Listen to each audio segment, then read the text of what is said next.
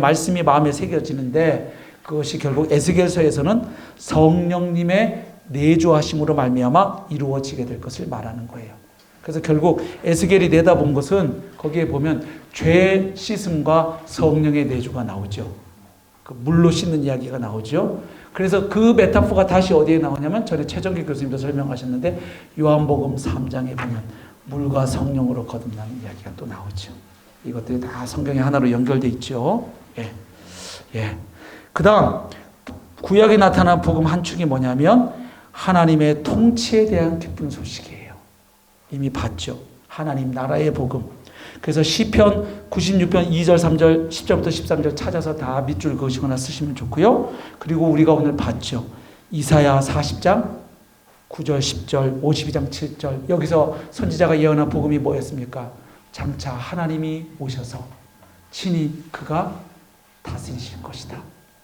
그런데 예언자들이 내다본 건 하나님이 오신다는 거예요. 하나님이 오셔서 왕으로 통치하신다는 거예요. 근데 사도들과 신약 기자들이 선포한 복음은 바로 오시기로 약속된 그 하나님이 누구이셨다.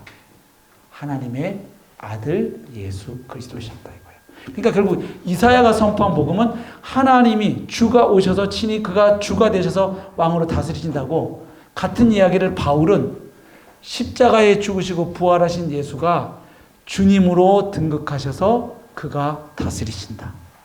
그래서 여러분 신약 기자들이 구약을 인용할 때 조금씩 다르게 인용하는 부분들이 있어요. 예를 들면 마가복음에서도 구약에서는 그 말라기서를 보면 내가 사자를 보내갖고 누구의 길을 예비한다.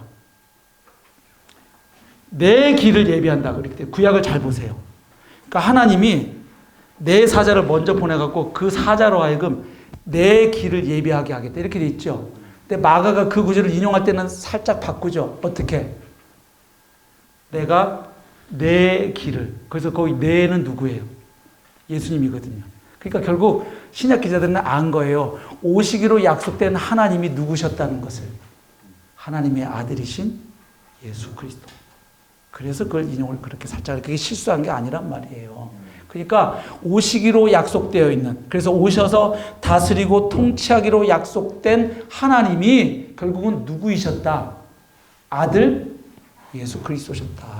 그래서 요한도 예수님을 하나님이라고 고백하라는 거예요. 그리고 결국 그 예수님은 아버지 하나님과 영원전부터 상호 교제하시는 분이기 때문에 결국 모든 권세와 세력이 주님의 발 앞에 다 복속되고 복종이 되면 그래서 하나님의 나라가 완성이 되면 다시 그 하나님 나라를 누구에게로? 고린도전서 15장 아버지 하나님께로 바치게 되는 거죠. 그러니까 결국 지금 이 단계에서 하나님의 나라는 결국 누가 왕으로 통치하는 나라입니까? 부활하신 예수 그리스도. 그래서 골로새서 1장 13절에서 바울이 흑암의 권세에서 그의 사랑의 아들의 나라로 옮기셨으니. 자, 이런 구절들이 이제 왜 그냥 막 쓰인 게 아니라 아주 정교하게 쓰여졌다는 걸 알 수 있죠. 그러니까 결국 하나님의 나라는 하나님 아들의 나라예요. 그러면 지금 하나님 나라의 왕은 누구셔요? 십자가에 죽으시고 부활하신 예수 그리스도 그분이셔요. 그러면 주님이 다스리시는 그 나라의 백성이 되려면 예수님을 누구로 고백해야 되겠어요? 주로 고백해야지. 그러니까 로마서 10장 9절에서 예수를 주로 고백하면 구원을 받으리라. 딱딱 아기가 맞지 않아요? 그런데 복음에서 예수님을 주님으로 선포하는 것을 뒤로 빼도 된다? 복음의 핵심인데. 하나님이 오셔서 왕으로 다스리고 통치하는 우리에게 뭐가 있다? 해방과 자유가 있다는 거 아니에요. 그래서 예수님도 수고하고 무거운 짐진 자들아 다 내게로 오라. 내가 너희를 쉬게 하리라.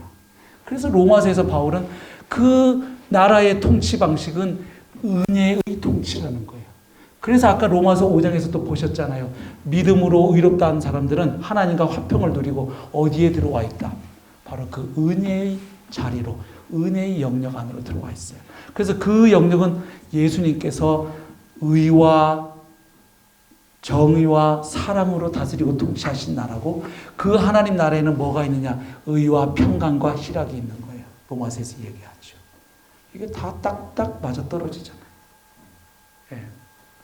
그러니까 결국은 하나님 나라라는 큰 틀 안에서 그 나라의 왕으로 오신 예수 그리스도, 그리고 그분이 우리에게 하나님 나라를 가져다 주시기 위해서 감당하신 십자가의 죽으심과 부활, 이것이 복음의 핵심이 될 수밖에요. 맞죠? 예. 그런데 예수님의 주되심을 굉장히 선택적인 메시지로 여기면, 그러니까 예수를 믿는다고 하면서도 예수님의 제자로 살지 않고 하나님께 순종치 않는 거예요. 그러니까 기형적인 신자의 삶이 나오는 거예요. 첫 신앙 입문을 잘못하는 것이죠. 그런데 아까 아침에 나눌 때 했던 것처럼 예수님을 주님으로 선포하는 게 굉장히 사람들이 부담스러워하고 특히 젊은이들은 더 싫어하는 것 같다. 예, 현실적으로 볼 때 맞는데요. 그것도 우리가 잘 하기 나름이에요.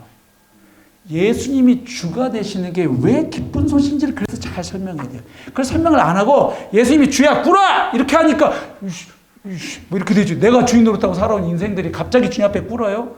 그래서 바울이 얘기하기를 성령이 아니고서는 그 누구도 예수 그리스도를 주시라 할 수 없느니라. 거기에 성령의 역사, 빛비침이 필요한 거예요. 그러나 성령께서 비춰주시도록 우리는 기도하면서 최대한 우리가 할 수 있는 건 설명을 해야 돼요. 왜?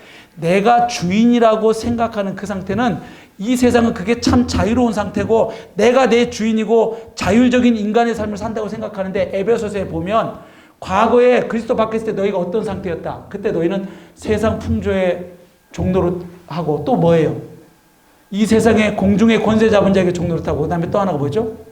우리의 육신의 자아의 종노릇 하는. 그러니까 결국 그 말은 뭐냐면, 내가 내 인생 주인이다라고 생각하는 사람은 자기는 자기가 주인이라고 생각하는데 알고 보면 사실 그게 누구의 종된 상태다?